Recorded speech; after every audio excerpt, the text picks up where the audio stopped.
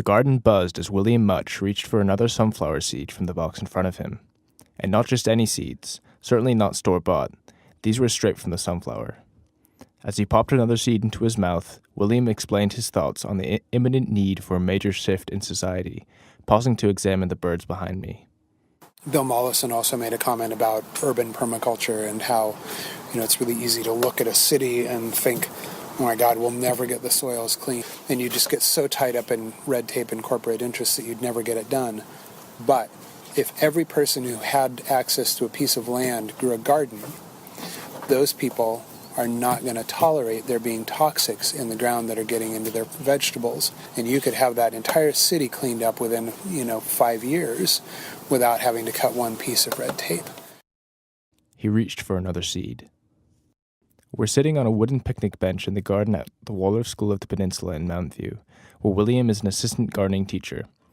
Besides teaching Waldorf students anything from how to mow with scythes to how to sharpen tools, William is a permaculture designer. A permaculture, in the context of gardening, is an agricultural ecosystem that is sustainable with the ultimate goal that it meets all the needs of its inhabitants. Permaculture gardens often incorporate native plants with practicality to create a polyculture, a garden with many species, that is hardy and fulfilling. As a permaculture designer, these are the kind of food systems that William tries to create. To the everyday individual, this may seem like a throwback to hippie ideas of self-sufficiency. To others, William may even be a peasant who insists on growing his own food and can't accept supermarket food like normal people. However, the reality is that the ideas William works with deserve more serious attention in a culture that is at times blind to interacting with the planet consciously, particularly as we continue to hurtle towards looming unknowns like overpopulation and environmental contamination. I became passionate about it through both watching my parents cultivating their garden and just time spent sitting out there. Replies William when I ask how he developed his passion for gardening. During the summer, the wind blows through and the basil leaves and the tomato leaves rub against each other and you get this incredible infusion of smells. And when you have this garden where everything is alive and interacting with each other. So my mom did polycultures before we even knew the word, so it was like that was the yard. I mean, you had the insects buzzing and you just, it was amazing. The wonder in William's voice is evident as he describes a garden not unlike the one next to us, which is full of any edible plant you can name. Cabbage, sunflowers, wheat, barley, beans, squash, tomatoes, pumpkins, amaranth, quinoa, corn, and cucumbers, to name a small fraction of the cornucopia. The garden is the embodiment of a polyculture, with insects buzzing and leaves rustling. It is the picture of harmony. The beauty is that it is not the product of some genius gardeners or scientists, but rather the hard work of those returning to old methods of farming.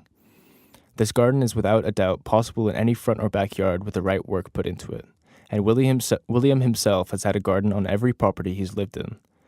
However, society doesn't always openly accept home gardens or homesteading. As William explains, where those gardens are in the front yard, some of the neighbors love it and some of the neighbors are like, property values. You need to respect the property values, The homeowner society says you must have a lawn. This stems from a stigma in our culture against growing your own food, based on the misguided notion that producing for yourself is inferior to paying someone to do it for you. This stigma is unfortunate, having distanced a huge portion of the population from the simple power of being able to grow their own produce. Roughly 4.6 million people, less than 2% of the U.S. population, actually work on the farms that grow the vast majority of domestic produce in the U.S. Back in the garden at Waldorf, I'm struck by how much the garden has changed. When I saw it just 2 years ago, it was an unremarkable dirt area. The sheer beauty of it is undeniable. A cultural transformation akin to the change in this garden has undergone could also bring about the same beauty. There is certainly potential for the same effect around the country. According to a survey of urban areas, Chicago has 70,000 vacant lots, and Philadelphia has 31,000. The benefits to a society in which most produce is grown in local gardens are compelling.